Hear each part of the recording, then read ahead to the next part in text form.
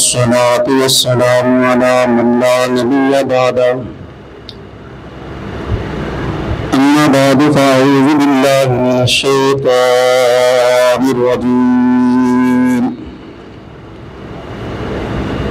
بسم الله الرحمن الرحيم ألهاكم التكاثر حتى زرتم المقابر كلا سوف تعلمون ثم كلا سوف تعلمون كلا لو تعلمون علم اليقين لترون الجحيم ثم لترونها عين اليقين ثم لتسألن يومئذ عن النعيم صدق اللہ العظیم۔ لائق سب تعظیم قابل احترام بزرگوں، دوستوں اور ساتھیوں، کئی مہینوں سے ہمارا یہ دروس قرآن کا سلسلہ چل رہا ہے، اور میرے اس سلسلہ میں ان صورتوں کی مختصر تفسیر آپ کے سامنے عرض کی جا رہی ہے کہ جو عموماً نمازوں میں پڑھی جاتی ہیں۔ اس سے قبل 12 صورتوں کا بیان ہو چکا ہے، اور آج آپ کے سامنے 13ویں صورت سورہ تکاثر تلاوت کی گئی ہے۔ اسی کے متعلق انتہائی اختصار کے ساتھ چند گزارشات آپ کی خدمت میں عرض کروں گا۔ اللہ رب العزت سے دعا ہے، التجا ہے، درخواست ہے کہ وہ رب العزت فرقہ واریت، افراط و تفریق، طنز و تنقید سے بچتے ہوئے خالصتاً قرآن و حدیث کی روشنی میں مجھے حق سچ کہنے کی توفیق عطا فرمائے، اور ہم سب کو قرآن مجید کا ذوق اور شوق عطا فرمائے، قرآن مجید کی تلاوت اور اس کو سمجھ کر اس پر عمل پیرا ہونے کی توفیق عطا فرمائے۔ سب سے پہلے سورت کا تعارف ہے، پھر اس کا ترجمہ ہے، اور پھر انتہائی اختصار کے ساتھ اس کی تفسیر عرض کی جائے گی۔ آج کے درس میں اس سورت کی مکمل تفسیر تو نہیں ہو سکتی، انشاءاللہ اس کا پہلا حصہ آج عرض کیا جائے گا، اور دوسرے حصے کا بیان آئندہ پھر درس کے اندر عرض کیا جائے گا۔ سب سے پہلے سورہ تکاثر کا تعارف۔ اس سورت کا نام سورہ تکاثر ہے، اور یہ بات میں شروع میں آپ کے سامنے عرض کر چکا ہوں کہ صورتوں کے نام بس اوقات کسی صورت میں کوئی خاص واقعہ مذکور ہوتا ہے، اس کی طرف نسبت کرتے ہوئے پوری صورت کا نام رکھ دیا جاتا ہے۔ بس اوقات کسی کا نام کسی صورت میں مذکور ہوتا ہے تو اس نام کی نسبت سے اس صورت کا نام رکھ دیا جاتا ہے، جیسے سورہ یوسف، سیدنا یوسف علیہ السلام کا نام اور واقعہ مذکور ہے۔ سورہ یونس میں سیدنا یونس علیہ السلام کا نام مذکور ہے۔ سورۃ النمل ہے، نمل چینٹی کو کہتے ہیں، تو اس صورت میں چینٹی کا ذکر ہے، تو اس صورت کا نام سورہ النمل ہے۔ اور بسا اوقات ایسا ہوتا ہے کہ صورت میں کوئی خاص لفظ ہوتا ہے، اس صورت کو لے کر اس صورت کا نام رکھ دیا جاتا ہے۔ تو اس صورت کا نام بھی لفظ سے رکھا گیا ہے۔ اس صورت کی پہلی ہی آیت میں لفظ التکاثر ہے، تو اس لفظ کو لے کر پوری سورت کا نام سورۃ التکاثر رکھ دیا گیا۔ یہ مکی سورت ہے، یعنی نبی کریم صلی اللہ علیہ وسلم کی مکی زندگی میں یہ سورت نازل ہوئی۔ دو ترتیبیں ہوتی ہیں، ایک ترتیب نزولی اور ایک ترتیب وضعی۔ ترتیب نزولی کا مطلب یہ ہے جس ترتیب سے اللہ نے سورتوں کو نازل فرمایا، اور ترتیب وضعی کا مطلب یہ ہے کہ قرآن مجید میں رکھنے کے اعتبار سے جو سورتوں کی ترتیب ہے، کہ پہلے سورہ فاتحہ ہے، پھر سورہ بقرہ ہے، پھر سورہ آل عمران ہے، پھر سورہ نساء ہے، تو یہ جو سورتوں کو رکھنے کی ترتیب ہے اسے ترتیب وضعی کہتے ہیں۔ تو ترتیب وضعی الگ ہے اور ترتیب نزولی الگ ہے۔ نزول کے اعتبار سے اس سورت کا نمبر 16واں ہے۔ کون سا نمبر ہے؟ 16واں نمبر ہے۔ 16ویں نمبر پر یہ سورت نازل ہوئی تھی، مگر ترتیب وضعی کے اعتبار سے، یعنی مصحف میں قرآن مجید میں رکھنے کے اعتبار سے، لکھے ہوئے ہونے کے اعتبار سے اس سورت کا نمبر 102 ہے۔ کتنا نمبر ہے؟ 102 ترتیب وضعی کے اعتبار سے، 16 نمبر ترتیب نزولی کے اعتبار سے۔ اس سورت میں 1 رکوع، 8 آیات، 28 الفاظ اور تقریباً 121 حروف ہیں۔ اب اس کی مختصر تشریح کی طرف آئیے۔ اس سورت کی پہلی آیت میں لفظ التکاثر آیا ہے۔ اس کے دو مطلب ہیں۔ ایک مطلب یہ ہے کہ زیادہ سے زیادہ مال جمع کرنے کا مقابلہ کرنا، زیادہ سے زیادہ مال جمع کرنے میں سبقت لے جانا، زیادہ سے زیادہ مال جمع کرنے میں ایک دوسرے سے آگے بڑھنا، ایک یہ مطلب ہے اس کا۔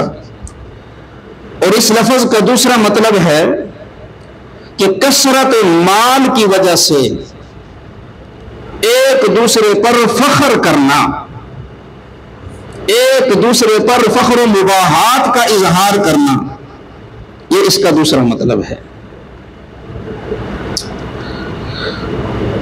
کثرت مال کی چاہ، یہ مال و دولت، یہ اللہ کی طرف سے ایک آزمائش ہے، اللہ کی طرف سے ایک امتحان ہے۔ نبی پاک صلی اللہ علیہ وسلم نے فرمایا، ان لکل امت فتنہ وفتنۃ امتی المال، کہ ہر امت کا کوئی نہ کوئی فتنہ ہوتا تھا، ہر امت کے لیے کوئی نہ کوئی آزمائش ہوتی تھی۔ وفتنۃ امتی المال، میری امت کی آزمائش مال ہے۔ اور قرآن مجید فرقان حمید میں اللہ رب العزت نے فرمایا، اعلموا انما الحیات الدنیا، اعلموا انما اموالکم اولادکم فتنہ، خوب جان لو کہ بے شک تمہارا مال اور تمہاری اولاد فتنہ، یہ کیا ہے؟ آزمائش ہے۔ تو یہ مال، یہ بھی انسان کے لیے آزمائش، اور اولاد یہ بھی انسان کے لیے آزمائش ہے۔ یہ مال و دولت، یہ درہم و دنانیر، یہ روپیہ پیسہ، یہ زمین و جائیداد، انسان کے پاس جتنا زیادہ ہو جائے اس کا دل نہیں بھرتا، وہ مزید سے مزید تر کی تمنا کرتا ہے، آگے سے آگے بڑھنے کی تمنا کرتا ہے، زیادہ سے زیادہ حاصل کرنے کی تگ و دو کے اندر لگا رہتا ہے کہ مجھے اور مل جائے، کبھی اس کا دل نہیں بھرتا۔ اسی بات کو نبی کریم صلی اللہ علیہ وسلم نے ایک حدیث میں بیان فرمایا۔ آپ علیہ الصلوۃ والسلام نے فرمایا، لو ان ابن آدم وادیا من ذہب، اگر ابن آدم کے لیے، انسان کے لیے ایک وادی سونے کی ہو، میدان بھرا ہوا سونے کا ہو، فرمایا کہ وہ یہ خواہش کرے گا، وہ یہ تمنا کرے گا کہ وادیانی لہو وادیانی، کہ اس کے لیے 2 وادیاں ہونی چاہیے، سونے کے 2 میدان ہونے چاہیے۔ لن یملأ فاہ الا التراب، فرمایا کہ اس انسان کا پیٹ مٹی کے سوا کوئی چیز نہیں بھر سکتی، یہ کبھی سیر نہیں ہو سکتا، اس کی حرص کبھی ختم نہیں ہو سکتی۔ اور ایک حدیث میں نبی کریم صلی اللہ علیہ وسلم نے فرمایا کہ مجھے تمہارے بارے میں فقر کا خوف نہیں، تنگ دستی کا خوف نہیں، محتاجی کا خوف نہیں، مجھے اس بات کا خوف ہے کہ کہیں تم کثرت مال کی حرص اور ہوس کے اندر مبتلا نہ ہو جاؤ، زیادہ سے زیادہ مال بنانے کے چکر میں، زیادہ سے زیادہ مال جمع کرنے کی حرص اور ہوس کے اندر کہیں تم مبتلا نہ ہو جاؤ۔ اللہ کے نبی علیہ الصلوۃ والسلام نے فرمایا کہ مجھے تمہارے بارے میں اس بات کا خوف ہے۔ آپ علیہ الصلوۃ والسلام نے یہ بات اصحاب کرام رضوان اللہ علیہم اجمعین کو ارشاد فرمائی تھی۔ بھائی موبائل بند کر۔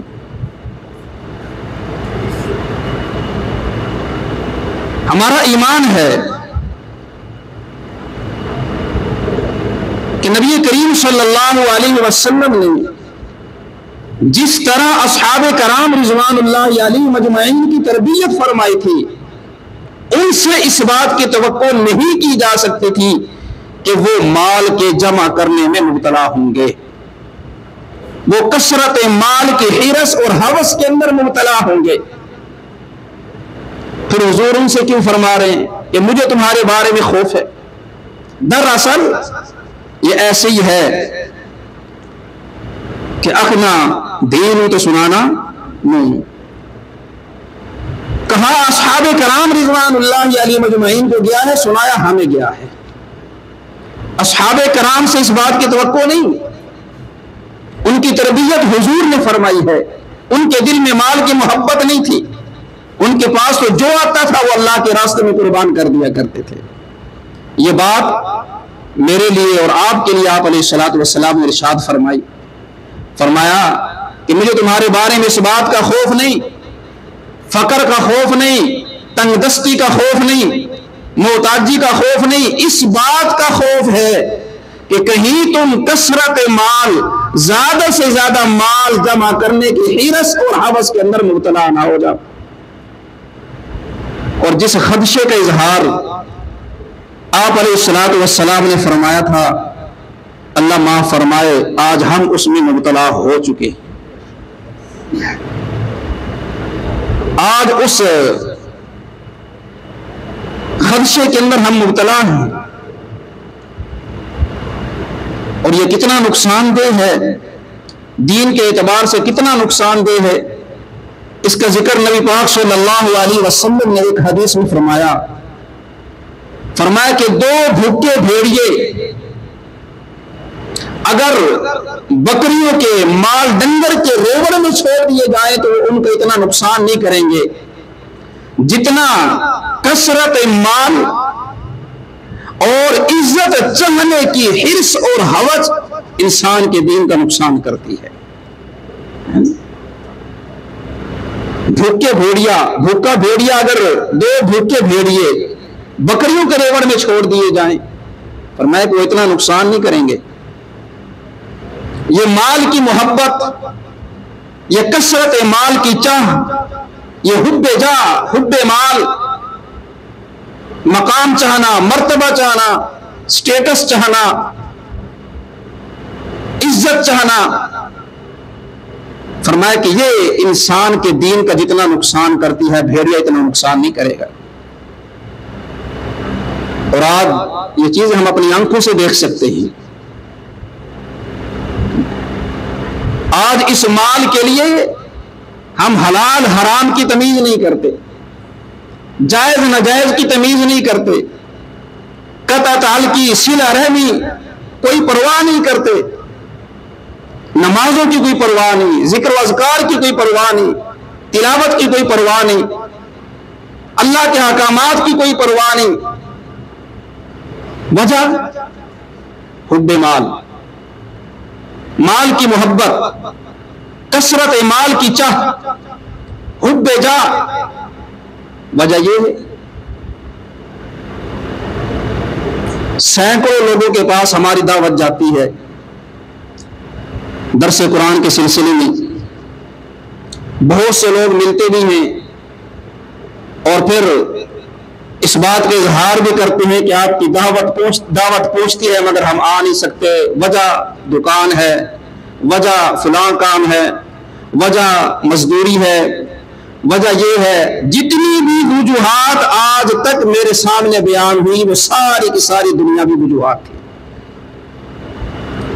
کسی ایک آدمی نے مجھے یہ نہیں کہا کہ میری فلاں دینی مصروفیت ہے اس وجہ سے میں اس دینی کام کے اندر شریک نہیں ہو سکتا.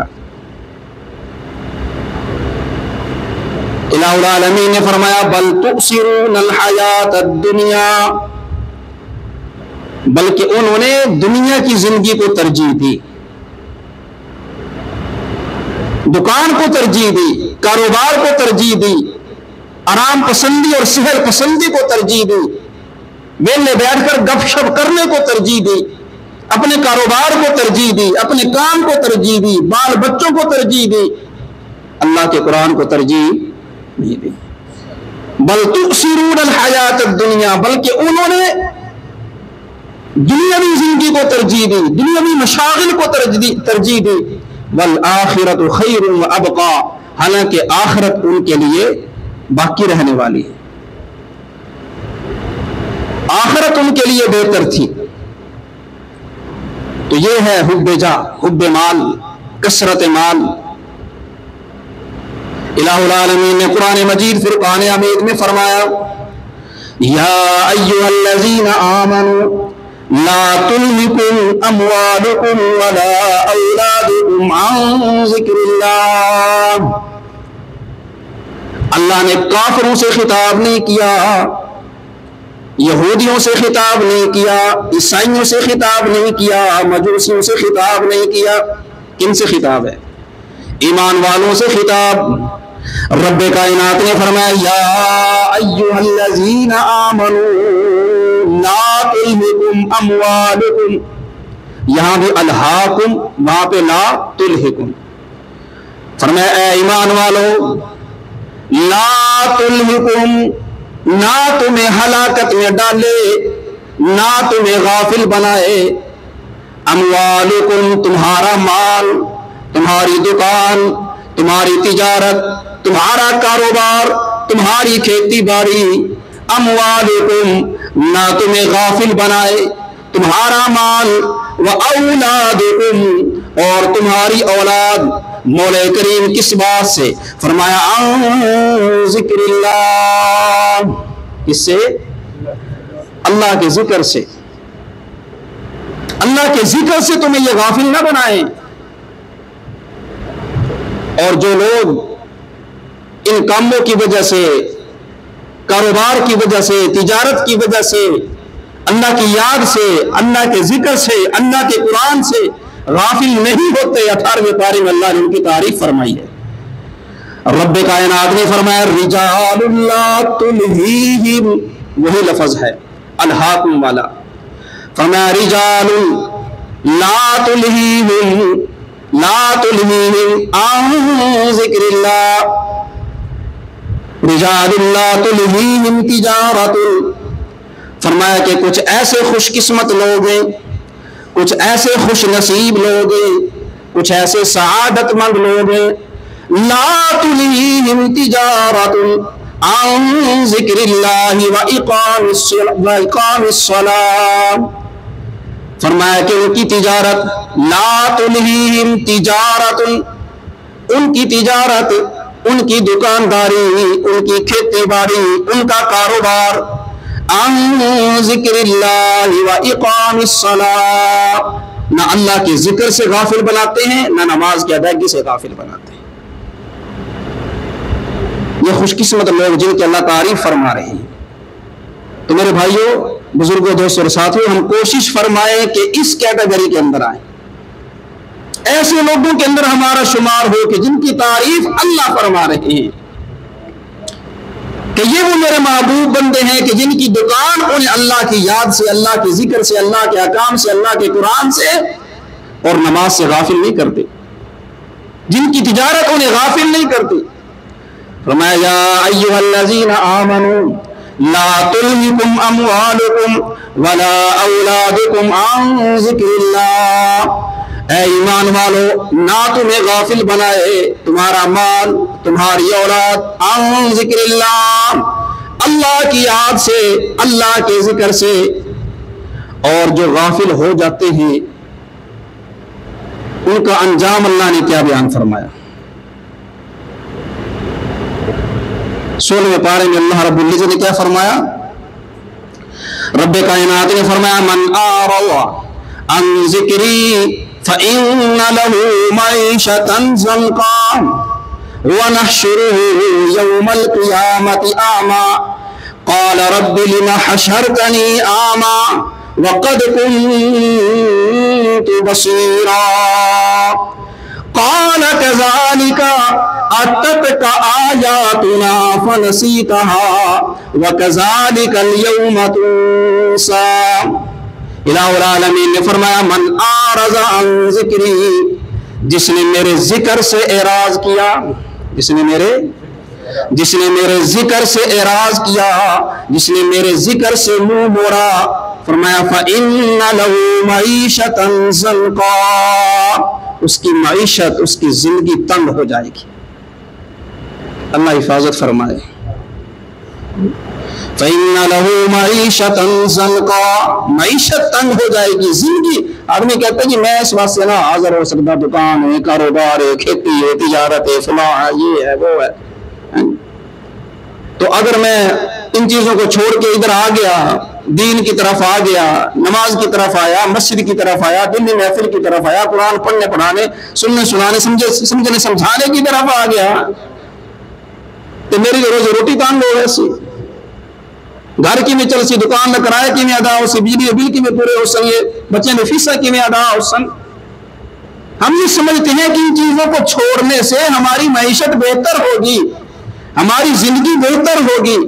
اللہ فرما رہے ہیں کہ نہیں، جو ان سے اعراض کرے گا، ان سے منہ موڑے گا، روح گردانی کرے گا، فإن له معیشة ضنکا، یہ دنیا کا معاملہ ہے۔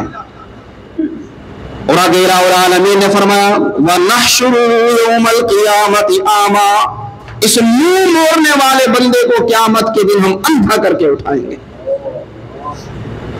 وَنَحْشُرُهُ يَوْمَ الْقِيَامَةِ أَعْمَى قَالَ رَبِّ لِمَ حَشَرْتَنِي أَعْمَى وَقَدْ كُنْتُ بَصِيرًا، یہ اللہ کی بارگاہ میں عرض کرے گا مولا میں تو دنیا میں بڑا دیکھنے والا تھا، میری کہ نظر تو یہ مسئلہ کوئی نہ آئی، میں امتحانت بھی کوئی نہیں لگی ہوئی آئی، میں تو دنیا میں دیکھتا تھا، کئی کئی میل دور تک دیکھ لیتا تھا۔ قال رب لما حشرتنی اعمی، مجھے اندھا کر کے کیوں اٹھایا، وقد كنت بصیرا، حالانکہ میں تو دیکھنے والا تھا۔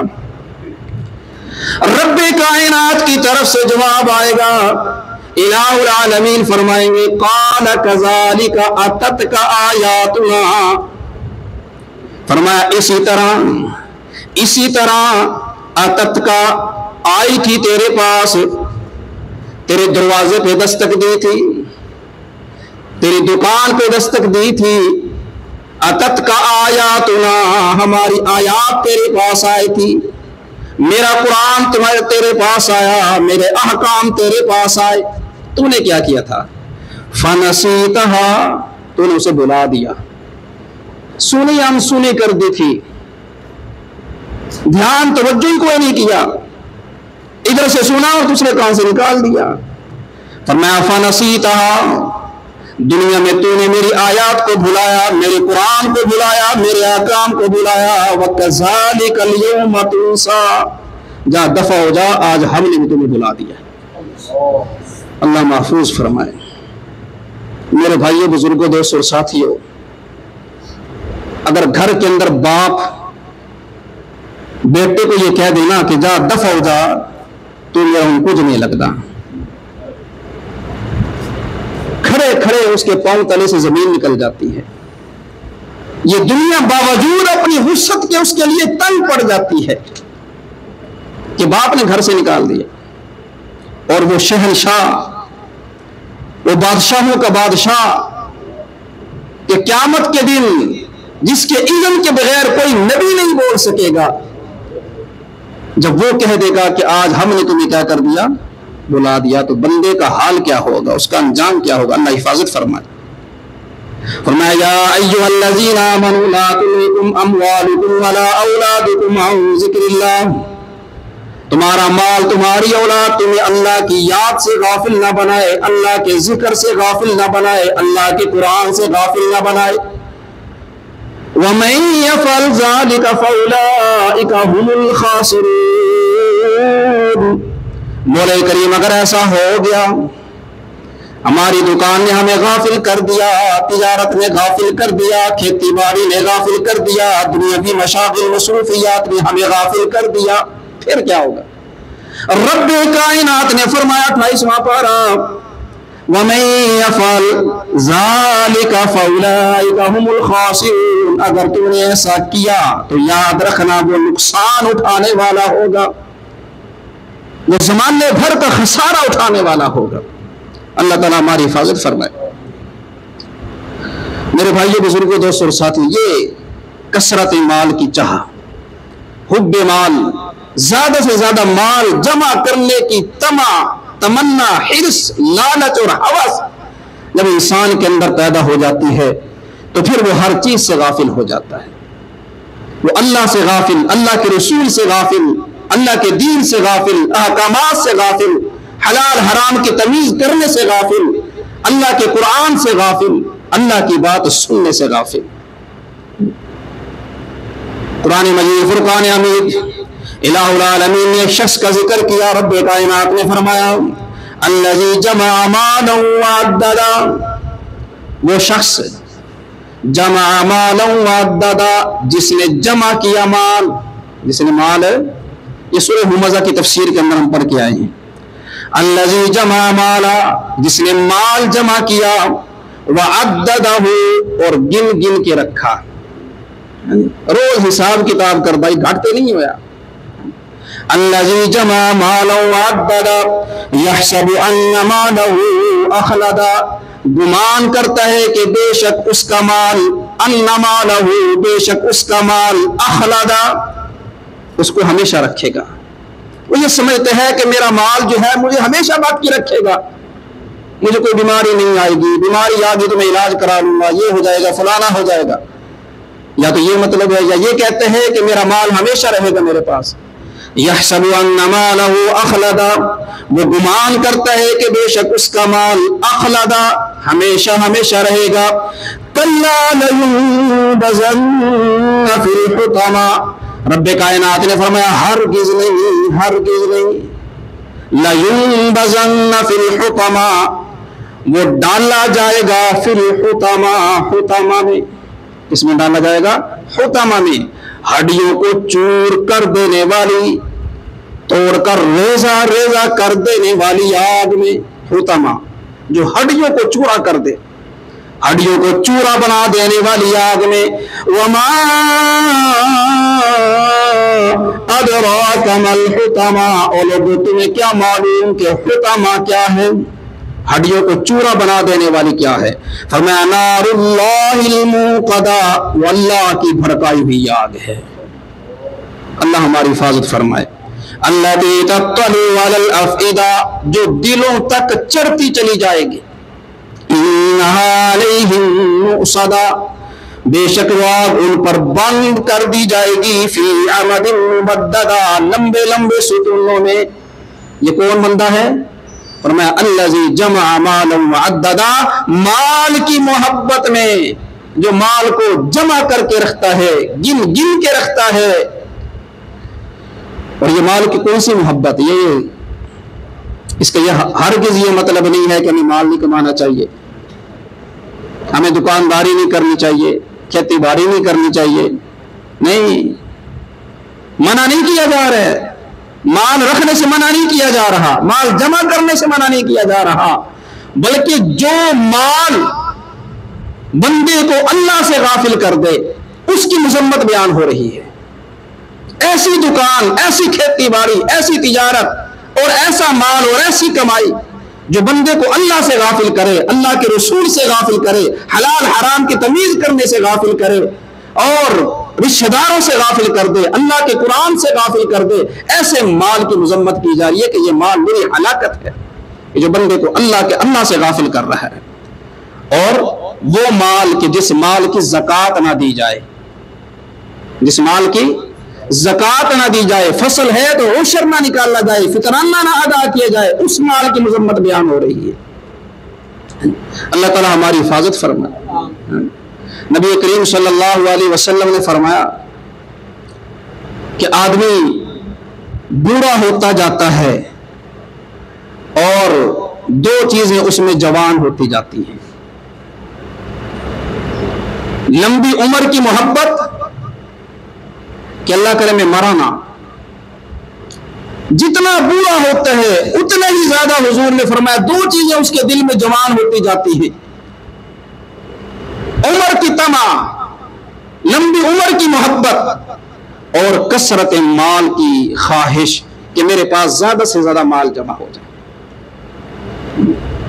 تو یہ ہر انسان کے ساتھ یہ چیزیں ہیں۔ نبی پاک صلی اللہ علیہ وسلم نے یہ چیزیں کیوں بیان فرمائی ہیں؟ اس لیے بیان فرمائی ہیں تاکہ ہم ان چیزوں سے اپنے آپ کو بچائیں، ایسی خواہشات سے اپنے آپ کو بچائیں، ایسے طمع اور ایسے لالچ اور ایسی ہرس اور ہوس سے اپنے آپ کو محفوظ کریں۔ اور یہ کتنا خطرناک ہے مال کی محبت۔ سورہ قلم کے اندر 29ویں پارے میں اللہ رب العزت نے ایک شخص کا واقعہ ذکر کیا ہے، پچھلے زمانوں کے ایک شخص کا واقعہ اللہ رب العزت نے بیان فرمایا۔ ایک آدمی تھا، بڑا نیک سیرت آدمی، خیرخواہ آدمی، بڑا بھلا آدمی تھا۔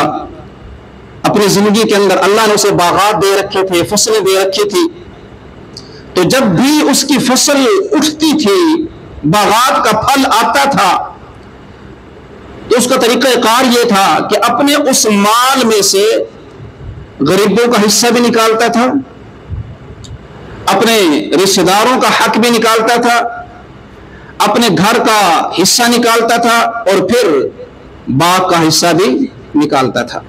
یہ اس کی عادت تھی، ہر سال ہر فصل کے ساتھ وہ ایسے ہی کرتا۔ اللہ رب العزت نے اس کی فصل میں بڑی برکتیں دی، اس کے باغات میں بڑی برکت دی۔ پھر اللہ کا کرنا ایسا ہوا کہ اس کا انتقال ہو گیا۔ اس کے 3 بیٹے تھے۔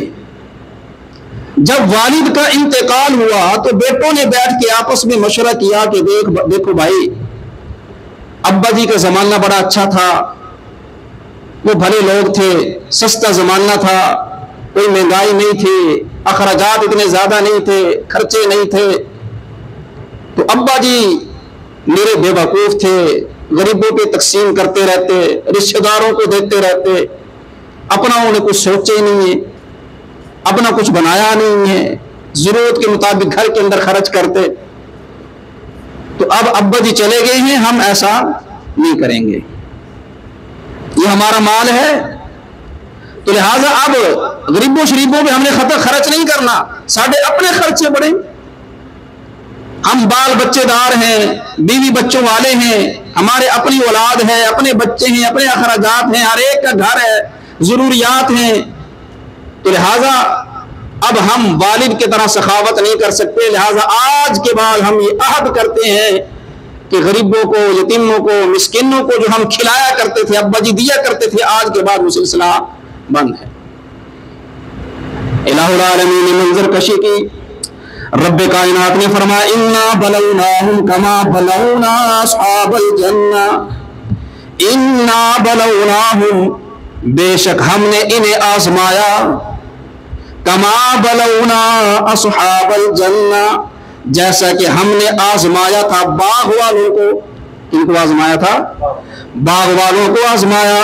اذ اقسموا لیصرمنها مصبحین، اذ اقسموا، جب ان 3 بیٹوں نے قسمیں کھائیں، لیصرمنها، کہ وہ ضرور کاٹیں گے فصل کو، باغ کو، مصبحین صبح ہوتے ہی، صبح سویرے جا کے ہم باغ کو کیا کریں گے؟ پھل اتاریں گے، فصل کو کاٹیں گے۔ ولا یستثنون، اور انہوں نے استثناء نہیں کیا۔ اس کا ایک مطلب مفسرین نے یہ بیان فرمایا ہے کہ یہ کہتے وقت انہوں نے انشاءاللہ نہیں کہا، رات کو یہ قسمیں کھائی، پکے عہد کیے کہ صبح سویرے جائیں گے، منہ اندھیرے جائیں گے اور جا کر ہم نے اپنی فصل اتار لینی ہے۔ اور منہ اندھیرے کیوں جائیں گے؟ تاکہ کوئی غریب کو اتھے نہ آ رہے، کوئی منگن آلا نہ آ رہے، کوئی یتیم مسکین اتھے نہ آ رہے، بدر ٹوپا دینا پوسے۔ آپ جانتے ہیں ہمارے ہاں بھی کھیتوں میں جب فصل اٹھتی تھی تو لوگ آتے تھے، بچے آتے تھے اور ان کو ٹوپے بھر بھر کے دیا جاتے تھے۔ اس وقت خیریں ہوا کرتی تھی، برکتیں ہوا کرتی تھی۔ آج اللہ معاف فرمائے یہ سلسلہ بھی ختم ہو چکا ہے۔ ہمارے ہاں بھی یہ سلسلہ ختم ہوا، انہوں نے بھی ختم کیا، ہم نے بھی ختم کر دیا۔ فرمایا ولا یستثنون، انہوں نے استثناء نہیں کیا۔ پھر کیا ہوا؟ فطاف علیہا طائف من ربک وہم نائمون، یہ وعدہ کر کے، آپس میں عہد و پیما کر کے، قسمیں اٹھا کے، پکی بات کر کے رات کو وہ سوئے۔ رب کائنات نے فرمایا فطافا، پھر گئی، چکر لگا گئی، علیہا، اس باغ پر، اس فصل پر، طائف، چکر لگانے والی ایک بلا، من ربک، آپ کے رب کی طرف سے، وہم نائمون، اور وہ سوئے پڑے تھے، وہ تینوں بھائی گھر میں سوئے پڑے تھے۔ فرمایا فاصبحت کالصریم، پس اس ہوا نے، اس بلا نے کر دیا اس فصل کو، اس باغ کو، کالصریم، چورا چور، کٹی ہوئی۔ فرمایا فتنادوا مصبحین، اور دوسری طرف کیا سین ہے؟ دوسری طرف سحری کا وقت ہے اور بھائی اٹھ رہے ہیں۔ فتنادوا مصبحین، صبح ہوتے ہی، منہ اندھیرے ہی، وہ ایک دوسرے کو ندا دینے لگے، ایک دوسرے کو پکارنے لگے۔ فتنادوا، ایک دوسرے کو ندا دینے لگے، اٹھ بھائی، اٹھو اٹھو اٹھو، جلدی کرو، ٹائم ہو گیا نہیں، چلیے کھیت والی سائڈ پہ، باغ والی سائڈ پہ۔ فتنادوا، وہ ایک دوسرے کو پکارنے لگے، مصبحین، صبح سویرے، ان اغدوا علی حرثکم ان کنتم صارمین، یہ کہ صبح سویرے چل پڑو اپنی کھیتی کی طرف، اپنی فصل کی طرف، اپنے باغ کی طرف۔ ان اغدوا، یہ کہ صبح سویرے چل پڑو، علی حرثکم، اپنے کھیت کی طرف، زمین کی طرف، باغ کی طرف، ان کنتم صارمین، اگر ہو تم کاٹنے والے، اگر کاٹنے کا ارادہ رکھتے ہو، فصل باغ سے پھل اتارنے کا ارادہ رکھتے ہو تو پھر صبح سویرے چل پڑو۔ اور یہ صبح سویرے کی تدبیر کیوں ہے؟ فرمایا فانطلقوا، انہوں نے اپنا ساز و سامان اٹھایا، درانتیاں وغیرہ اٹھائی اور جو کچھ اٹھانا تھا اٹھایا اور منہ اندھیرے گھروں سے نکل پڑے۔ فرمایا فانطلقوا، وہ چل پڑے، وہم یتخافتون، چپکے چپکے، کیسے؟ چپکے چپکے وہ چل پڑے کہ کہیں کسی کو کانو کان خبر نہ ہو جائے ہمارے کھیتوں کی طرف جانے کی، اور کوئی غریب اٹھ کے ہماری طرف آ نہ جائے، انہوں نے ٹوپا دینا پیا ویسے۔ فرمایا فانطلقوا، وہ چل پڑے، وہم یتخافتون، چپکے چپکے، اللہ یدخلنہا اليوم علیہم مسکین، چپکے چپکے کیوں جا رہے ہیں؟ اللہ وضاحت فرما رہے ہیں، اللہ یدخلنہا، یہ کہ نہ داخل ہو اس باغ میں، اللہ یدخلنہا، یہ کہ نہ داخل ہو اس باغ میں، الیوم آج، علیکم مسکین، کوئی مسکین آج باغ میں داخل ہے نہ ہو جائے، کوئی نہ آ جائے یا زمین میں۔ وغدوا علی حرد قادرین، صبح سویرے چل پڑے، قدم اٹھاتے ہوئے آگے جا رہے ہیں۔ فلما رأوها قالوا إنا لضالون، جب پہنچے نا وہاں پہ، ڈیرے پہ پہنچے، زمین پہ پہنچے، کھیتوں پہ پہنچے، فصل پہ، تو اب وہ تو ساری ملیاں ریزہ ریزہ ہوئی پڑی، فرمایا فلما رأوها، جب انہوں نے دیکھا، کل ویگ گیا چنگی بلی فصل سے کھلی آئی، کھلائی، کیا کھلائی، اور آج آ کے دیکھ لیں یہاں پہ کوئی نام و نشان ہی نہیں ہے کسی چیز کا. فلما رأوها، جب انہوں نے اس فصل سے دیکھا، اس کھیتی کو دیکھا، اس باغ کو دیکھا، قالوا انا لضالون، تو کہنے لگے کہ بے شک ہم راستہ بھٹکا ہے. البتہ سے کسی اور جہاں پہ آ گیا، کسی اور پہ ڈیرے پہ آ گیا، ساری زمین پہ نہیں لگتی، سارا چنگا بلا باغ کھلائی. انا لضالون، لگتا ہے ہم راستہ بھٹکا ہے. اور پھر جب وہاں پہ غور کیا، آثار کو دیکھا، علامات کو دیکھا، تو سمجھ گئے کہ نہیں راہ رونا بھولے آئے اپنی زمین پہ. بل نحن محرومون، بلکہ ہم کیا کر دیے گئے، محروم کر دیے گئے، ہم فصل سے محروم کر دیے گئے، باغ سے ہم محروم کر دیے گئے. قال اوسطهم الم اقل لكم لولا تسبحون، ان تین میں سے ایک تھا، فرمایا اوسطهم، جو ان میں سے اوسط تھا، تو تھوڑا خوف خدا رکھتا تھا. جب یہ رات مشورہ ہو رہا تھا، اس مشورے کے اندر اس نے یہ کہا تھا کہ خدا کا واسطہ ایسا نہ کرو، غریبوں کو محروم نہ کرو، اللہ کے راستے میں نکالنے سے ہاتھ نہ کھینچو. وہ کہنے لگا اوسطهم، ان کا اوسط کہنے لگا، درمیانہ کہنے لگا، الم اقل لکم، کیا میں نے نہیں کہا تھا تمہیں، لولا تسبحون، کہ تم کیوں تسبیح نہیں کرتے، کیوں اللہ کی پاکی بیان نہیں کرتے، یعنی کیوں جو ہے یہ کنجوسی کو بخیلی کا مظاہرہ کر رہے ہیں کہ میں نے تمہیں سمجھایا نہیں تھا. اس نے سمجھایا ضرور تھا، مگر پھر ان کے ساتھ شامل ہو گیا. قالوا سبحان ربنا انا كنا ظالمین، پھر آپس میں کہنے لگے کہ بے شک ہم نے ہی بڑا ظلم کیا ہے. یہ جو ہم نے مشورہ کیا تھا نا کہ سارے اپنے خرچے پورے نہیں ہوں گے، سارے اپنے اخراجات پورے نہیں ہوں گے، اللہ کی راہ سے دے دیں گے، کتنے خرچے سے پورے کریں گے. اللہ معاف فرمائے، اس وقت سے کسی کا یہ عالم ہے کہ ہم سگے ماں باپ کا خرچہ اٹھانے کے لیے تیار ہیں، سگے بہن بھائیوں کا خرچہ اٹھانے کے لیے تیار نہیں. کہنے لگے سبحانہ، پاک ہے ربنا، ہمارا پروردگار، انا كنا ظالمین، بے شک ہم ہی ظالم تھے، ہم نے ہی غلط فیصلہ کیا. فاقبل بعضهم على بعض يتلاومون، پھر ایک دوسرے کی طرف متوجہ ہو کے وہ آپس میں ایک دوسرے کو ملامت کر رہے ہیں کہ تم کیا کیا فلانے نے، ایک دوسرے کو ملامت کر رہے ہیں. قالوا یا ویلنا، کہنے لگے یا ویلنا، ہائے کاش، انا كنا طاغین، کاش ہم نے یہ سرکشی کا راستہ اختیار نہ کیا ہوتا، کاش ہم نے یہ ظلم کا راستہ اختیار نہ کیا ہوتا. ابا کے زمانے سے جو ایک نیکی کا راستہ چلا آ رہا تھا، کاش ہم نے اسے نہ چھوڑا ہوتا. عسى ربنا ان يبدلنا خيرا منها انا الى ربنا راغبون. اب پھر عہد کر رہے ہیں آپس میں، چلیں جو ہو گیا سو ہو گیا، اللہ کی بارگاہ کے اندر معافی مانگتے ہیں، توبہ کرتے ہیں. ممکن ہے کہ اللہ ہم سے راضی ہو کر، اللہ ہم سے خوش ہو کر اس سے بہتر دین کیا تھا. رب کائنات نے فرمایا کذالک العذاب، اسی طرح سزا. مال کی محبت کی وجہ سے، کثرت مال کی چاہت کی وجہ سے انسان جب اللہ کے راستے سے ہاتھ کھینچتا ہے، اللہ کے راستے میں دینے سے ہاتھ کھینچتا ہے، غریبوں کی امداد، یتیموں کی امداد، مساکین کی امداد، رشتہ داروں کی امداد کرنے سے جب ہاتھ کھینچتا ہے، تو میں کذالک العذاب، اسی طرح عذاب آتا ہے. یہی تنگستیاں آتی ہیں، یہی نقصان اور خسارے ہوتے ہیں اور حادثات پیش آتے ہیں.